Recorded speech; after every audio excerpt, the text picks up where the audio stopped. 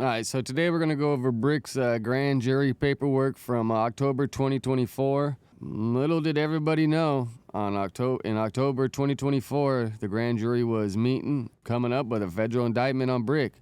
I'm sure you guys seen all the paperwork coming around. This ain't the big U and Bricc Baby one and Loose Cannon and all those other guys. This is a Bricc Baby solo one, I guess. And we're going to break down the paperwork. I'll put it on the screen. The definitions, and just try to break it all down into like easy to understand, because a lot of people just be putting out little videos and they all be saying the same thing and there's not really much extra, so at least I'm just trying to try to, learn how to put stuff together that actually get some info out of it. Without further ado, let's start breaking all this stuff down. So pretty much October 2024 indictment that was sealed and got unsealed the other day. I guess in July 12, 2022, Bricc, Zihirr, I don't need to be putting his real name out there anyways. You gotta all Google it. Everybody knows Bricc Baby. So I guess Bricc Baby knowingly possessed ammunition, namely 3 rounds of Speer 9mm Luger caliber ammunition, which was expelled from a firearm that he possessed and shot in a business parking lot in and affecting interstate and foreign commerce. So pretty much the definition in and affecting interstate and foreign commerce is, and how it applies to this case, because this is what the feds do. They get tricky, and you got this charge, but then they got all these other weird charges that they come up with. Just make a whole thing out of it, All right, so let's break down why affecting interstate and foreign commerce is factored into Brick's case and why it affects them. So interstate commerce refers to trade, business, or movement of goods, people, money between 2 or more states. And that's usually how the feds come involved. So if you do a crime that crosses state line, automatically the feds will pick it up. And then lately in California, and all this might have been started October. When did we get the new DA? This could have all been happening before, and they weren't really processing cases in LA. So what the LA DA would do is they would pretty much get a case together, and they know Gascon wouldn't really push it, so they would just pass it to the feds. Feds are like, God, we'll take that one, we won't take that one. This was probably wrapped up in other stuff. Let's see, why is it important to, Brick's case? Firearm possession by felons, Title 18, Section 922G, because most firearms or their parts are manufactured in different states. Possession of a gun often meets the interstate commerce requirement. Damn, that's tricky, dude. That is a tricky one, because just because it's made in another state, I guess if it was sold in another state, so you say you bought it, Mississippi, Kentucky, or whatever, then you brought it back to California, like, all right, that's crossing state line somehow. The example in Bricc Baby's indictment involves charges under Title 18, Section 922G, felon in possession of a firearm. Prosecutors would need to prove that he possessed a firearm or ammunition. The firearm had previously traveled in interstate commerce. It was made in another state or sold in California. So probably most guns are like that nowadays because they're hard to get out here. And then in California, they just make the guns different. I really don't know the details, but I think they come smaller clips. I think like California got like that one shot thing. I don't know. I can't own guns, so I have no idea. Okay, so this is why all like the felon in charge of a gun comes into play, because in April 16, 2010, he got a reckless evading charge. I got all these pictures, so I'll be putting them on the screen. I guess he pleaded out for it. Most of these pleaded out, and when I was going over for him, it looked like most of them he caught, and then was able to get off probation before he caught another one, which is pretty good. I'm not sure if that's how it worked out, but they all seem like couple years apart. So it's like if he would have caught these and been on probation or something, probably would have been a little worse. And then December 6, 2012, possession of a controlled substance. February 4th, 2014, possession of another controlled substance. But see, so we got 2010, 2012, 2014, and then criminal threats in August 2nd, 2016. Criminal threats is a tricky one.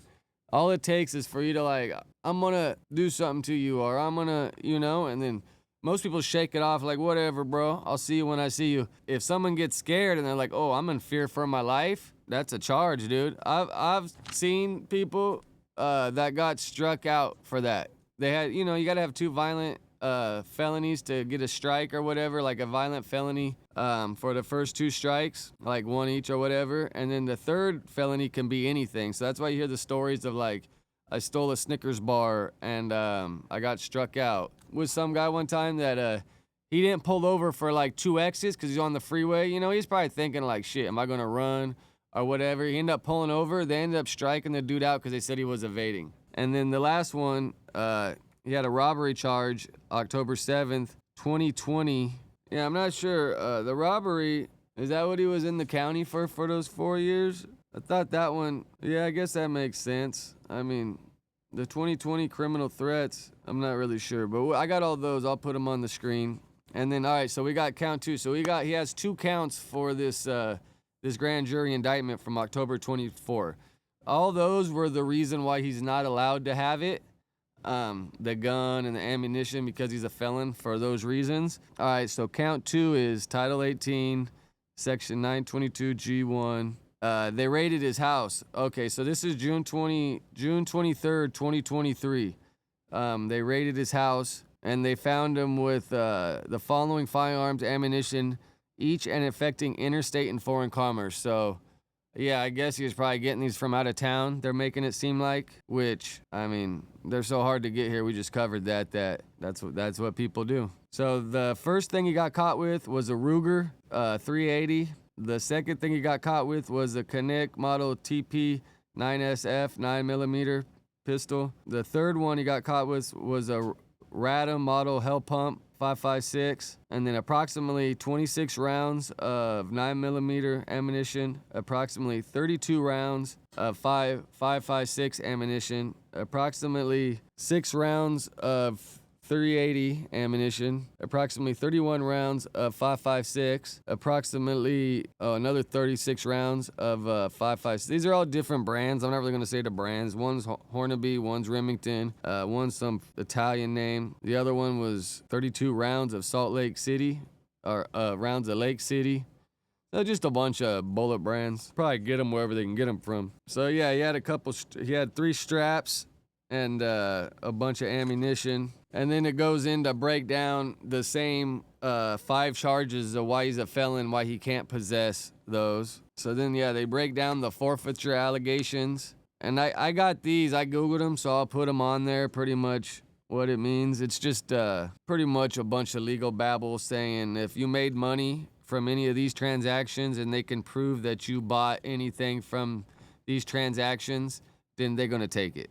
You know, so say, yeah, you were selling this stuff and you bought this car with the proceeds that you were making with this, they're going to take it. Which pretty much they use that excuse to just take everything. You know, that's pretty much what they're going to do. They're just going to take everything. Make you figure out how you didn't pay for it. Probably got to get a whole nother lawyer for that. That's a whole nother case to fight. And it's like, say they took $100,000 worth of stuff from them. Say they took a car, you know, some whatever bullshit.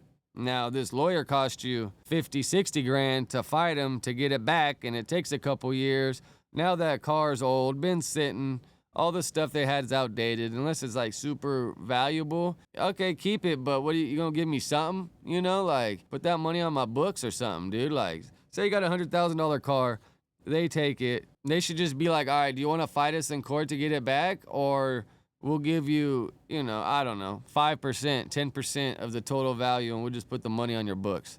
Most people would probably be like, shoot it, and then they can go auction the car off or whatever, what they're going to do anyways. I mean, they probably wouldn't want to do that because they ain't going to give you shit and they're going to keep all the money anyways, but just like, damn, bro. I thought they passed a law recently that, I'm not sure if it might only be in California. The crime you did was like a $10,000 max fine or whatever.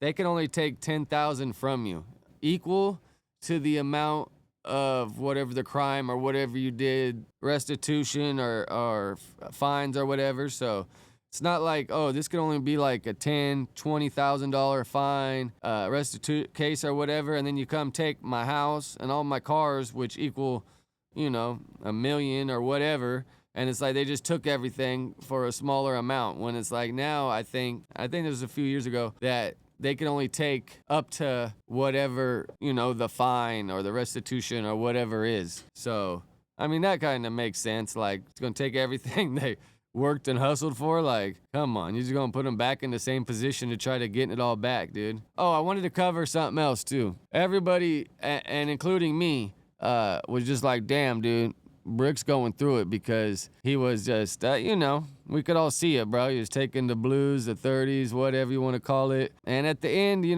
was looking a little gnarly on him sometimes, dude. You could see the wear and tear happening. But I did some Googling because I know in like LA County jail and like state prison, they give Suboxone and they give stuff to like, just so you ain't straight kicking. But I was Googling and I found in the federal system, I think they give them methadone. It's crazy. Like that shit's fucking just as worse as doing drugs, pretty much. Suboxone's a little easier on you, smoother. I got stories about that, but we'll get there now. That's in the past, dude. That's old stories, but speaking from experience, But at the same time, like, Brick's bail got denied yesterday, I think. So I think he goes back to court in May. But, bro, instead of taking that fucking method, because I know someone that talked to him, and that's what we're all worried about is like, damn, bro, is he going through it?